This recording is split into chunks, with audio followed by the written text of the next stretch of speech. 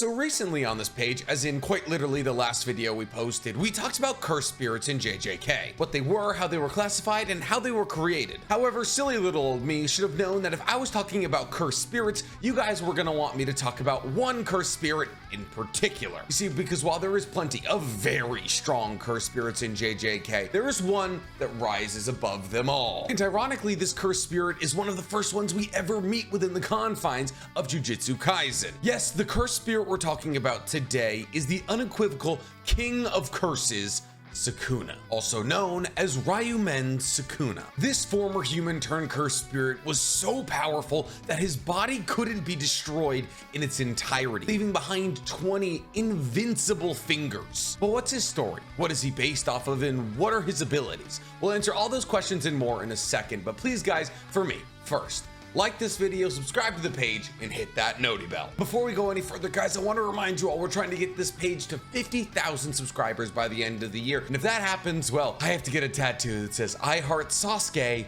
anywhere on my body. So Ryumen Sakuna, was he always accursed? What kind of cursed spirit is he? What are his abilities, and what was he doing on Earth 1,000 years ago? Well, in order to answer that question, we're gonna have to start this video off in the way that we usually start these videos off, at the beginning. In order to talk about Sakuna, specifically his early life, we have to talk about the Golden Age of Jujitsu. You see, the JJK timeline is around 2018, if I'm not mistaken. However, about 1,000 years prior to the timeline of JJK, there was an era referred to as the Golden Age of Jujitsu. You see, 1,000 years ago was the Heian era, a 400-ish year era in Japanese actual history from 750 to about 1100. And it's stated in JJK that this Heian era was the best time for Jujutsu sorcery ever, in that this era saw the strongest and most abundant amount of sorcerers the world had ever known. This was the peak of power for the three noble Jujutsu families, a time period where they had significantly more than just 4 sorcerers per grade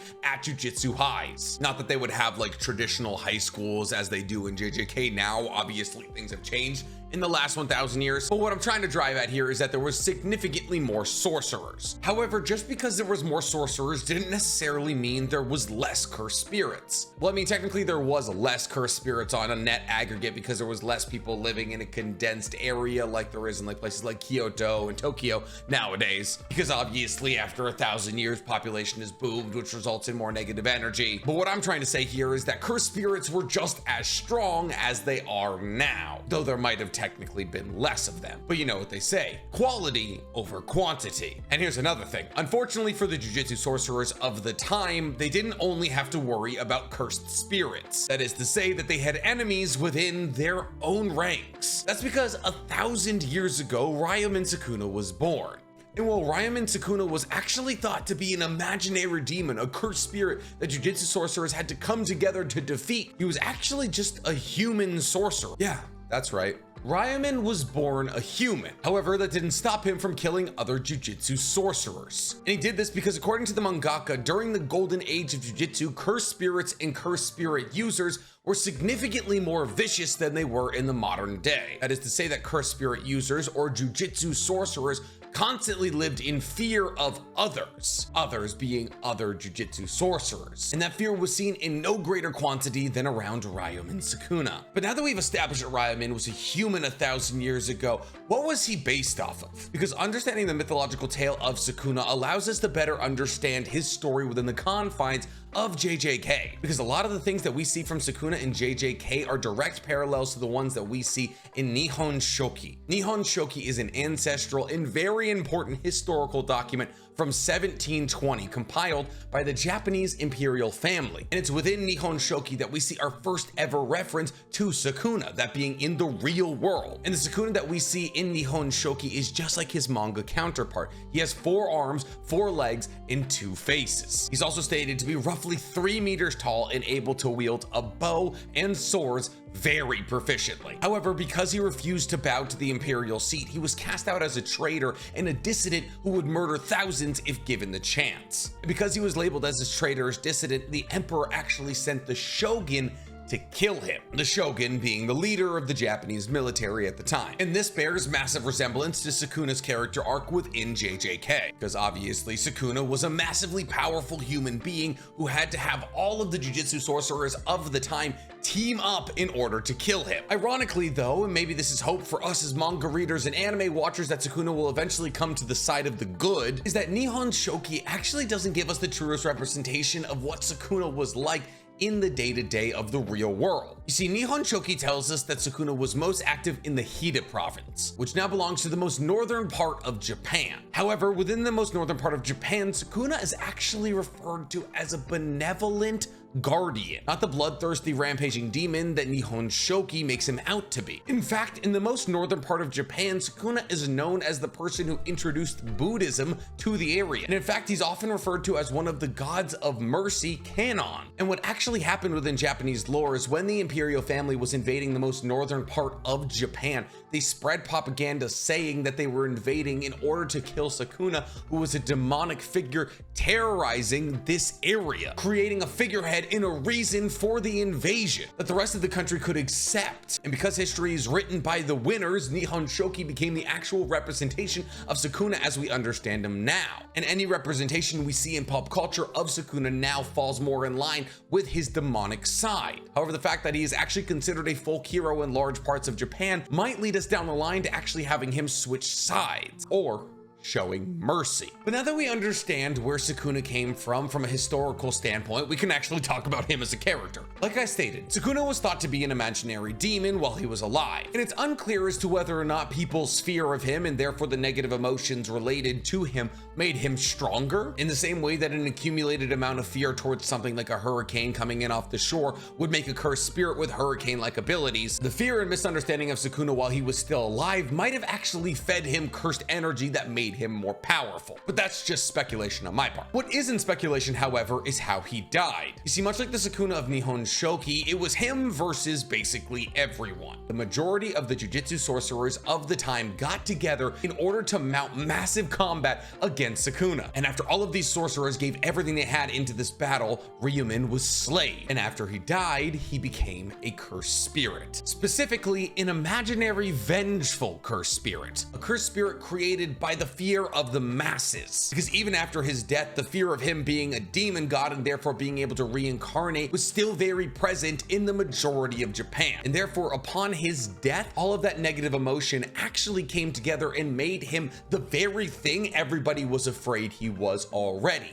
a cursed spirit. And that cursed spirit was so strong that it technically could not be destroyed. That is to say that his cursed energy and therefore his body can never truly be fully excised. Well, at least at that moment it couldn't be. And because his cursed energy was too strong for his body to be completely destroyed, what was left was his 20 fingers. And each of these 20 fingers was dipped in grave wax in order to make sure that they didn't petrify. And grave wax, also known as adipocere, is basically what you dip a human body in to make sure that it doesn't decompose. Essentially, it's a wax made out of fat that once you dip something in, instead of the skin decomposing, the wax around it will create a protective layer to basically make sure that the skin never comes into contact with air. And because the skin, organs, face, all of that never comes into contact with air, that body will technically stay perfect-ish forever. These 20 fingers were then sealed individually using curse technique and passed down through the ages as cursed objects. The only problem with this, though, is that these cursed objects are getting stronger as time passes, because these cursed objects still generate fear and hatred and other negative emotions. And that fear and hatred and negative emotions is fear and hatred and negative emotions towards Sakuna. And therefore that makes these cursed objects, and therefore Sakuna,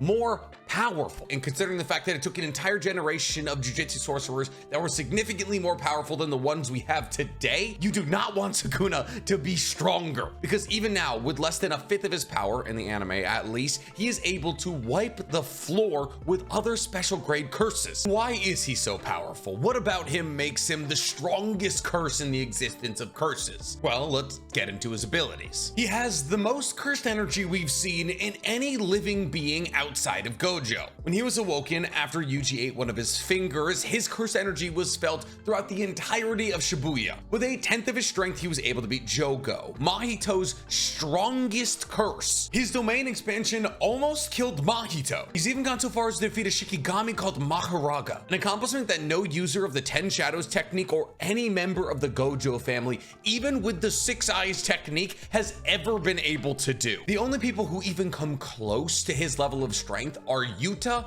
and Gojo. But why? Genuinely, why does he have this strength? Is it just the massive amount of cursed energy, or is it something else? Well, Sakuna is able to do something that a lot of people aren't able to do. Sakuna can tie his cursed energy to his physical output, meaning that Sakuna can basically hyper boost his own physical abilities to make himself a better close combat fighter, meaning speed boost, strength boost, stamina boost, dexterity boost, everything. And while some Jujutsu sorcerers can do this on a minor degree, Sakuna can do it on a mind-bending degree, being able to move faster than the human eye can perceive or special grade curses can perceive. Sakuna in the manga even punched Jogo through several buildings and basically disintegrated his jaw. Let's say hypothetically somehow you do land a hit on Sakuna. Because he's a special grade cursed spirit, he can use reverse curse technique, which means that hypothetically if you were to blow his arm off like we've seen in the anime, he could regrow it in an instant. But his reverse curse technique actually goes further than just being able to regenerate himself. He can also regenerate other people's limbs and bring them back from the brinks of death. As far as regular curse techniques go, he has 3.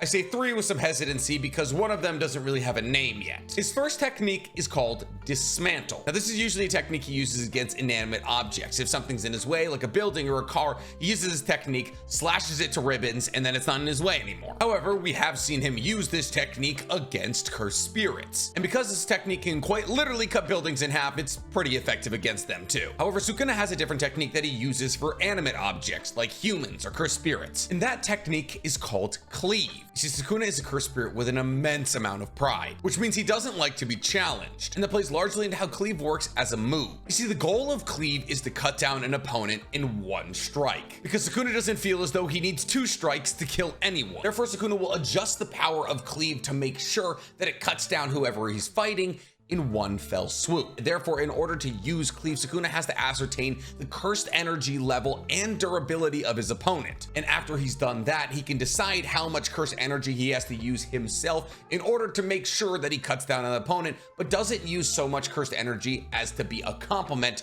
to that person. Because obviously Sakuna could do a max level Cleave against anybody and that would pretty much be GG's. But to use more cursed energy than absolutely necessary would be a compliment to his opponent, at least in his own head. And therefore, by making sure that he only uses as much cursed energy as absolutely necessary in order to kill his opponent in 1 fell swoop, he feels as though he's keeping that person below him. His third curse technique doesn't really have a name. It's just a fire ability we've seen recently in the manga. Essentially, this fire ability does exactly what it sounds like. It allows Sakuna to create and manipulate fire for long-range attacks. However, this isn't just light fire bending or anything like that. No, it's incredibly powerful. In fact, this unnamed fire ability is stronger than Jogo's fire ability, and Jogo is literally a cursed spirit created from a volcano. Like, this is just something that Sakuna kind of does for fun, and it's stronger than the unregistered special grade curse who's built around fire. But what's truly wild about this is we haven't even talked about Sakuna's strongest ability yet, his domain expansion. You see, his domain expansion is actually a really cool reference to the lore that he's based off of, and it's why I feel as though the mangaka might actually be building up towards Sakuna being a good guy